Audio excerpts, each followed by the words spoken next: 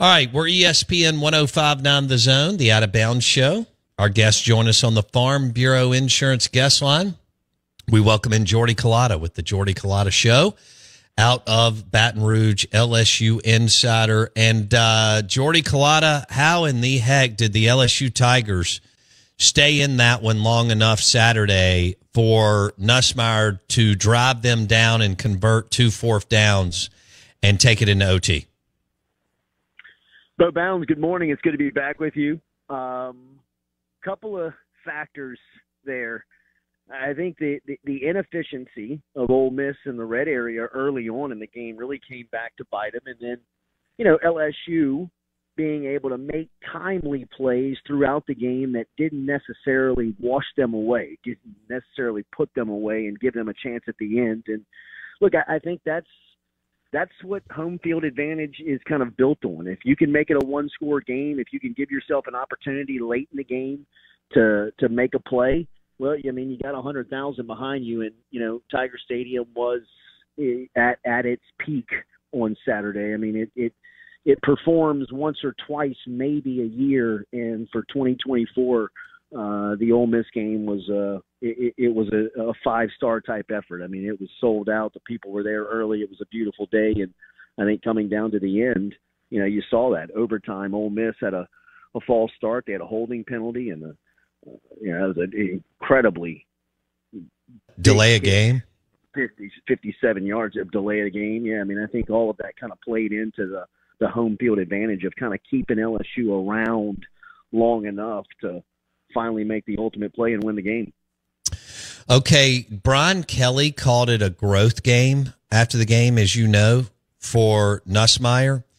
I thought he was unbelievable late in the game. What did you see, Jordy?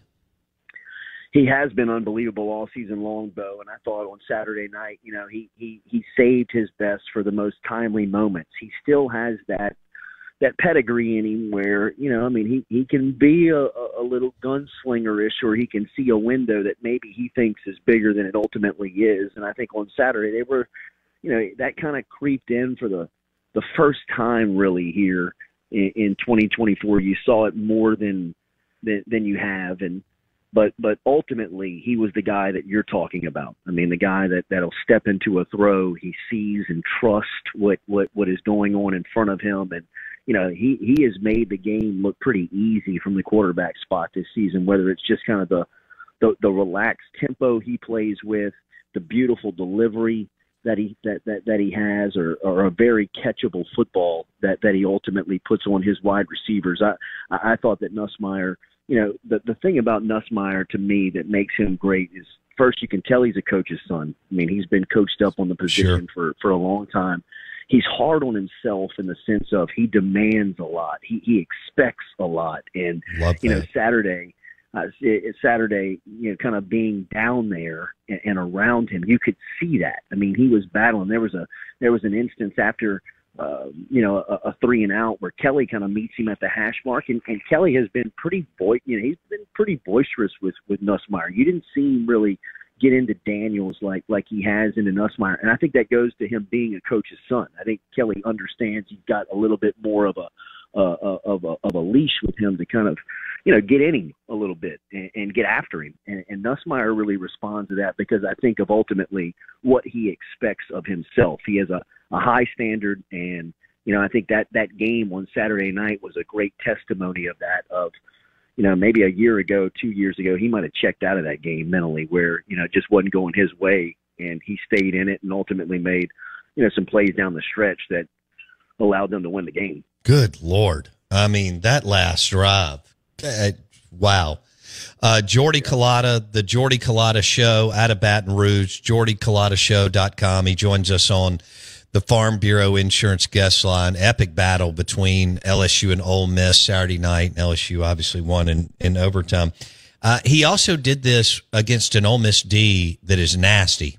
They're physical. They're good, Jordy, as you were able to see on Saturday night. And he had no running game. I mean, and he's got a first-year offensive coordinator that I think is in over his head a little bit. I thought Nussmeier had to park cars, sell popcorn and Dr. Pepper, and beat Ole Miss. I mean, I'm not sure that you can overstate what he was able to pull out in the fourth quarter and overtime, Jordy. The significance of what he means to LSU cannot be underestimated, and I agree with you. He has to do a lot, but one of the things that he counts on and has ultimately not let him down at all this season has been his pass protection.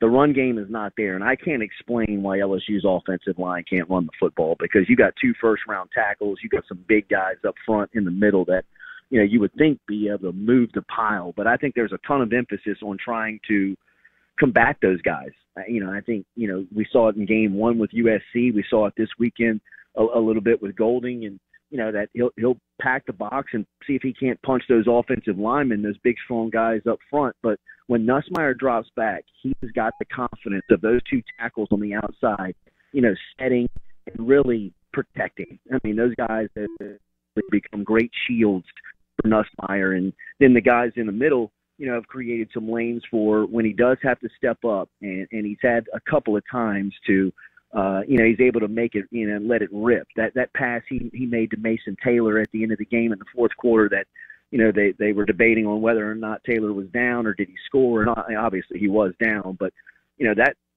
that's not a play that Nussmeier's been able to make, his entire time at LSU, where he sees it, he's able to scramble, keep it alive, and then just rip one into the chest of Taylor. I think that's when Kelly talks about some of the growth, when he made that throw, the immediate thing I thought was development. That's a great sign of just his game really developing and growing, and his confidence behind that offensive line when he drops back, I think is very clear. It's very evident.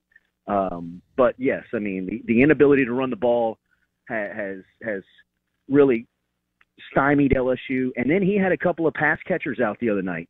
Obviously Kyron Lacy had a really good game, but C.J. Daniels, the transfer from Liberty who played for Hugh Freeze, he's as sure-handed and as good of a route runner as LSU has. He's not a game breaker where he can't catch one and go 60, but he catches everything that comes to him, which has given a lot of confidence to Nuss. And there were some guys that they were trying to work in there the other night where they couldn't quite catch on, but Lacy, Anderson, and Taylor were really, enough to make enough plays.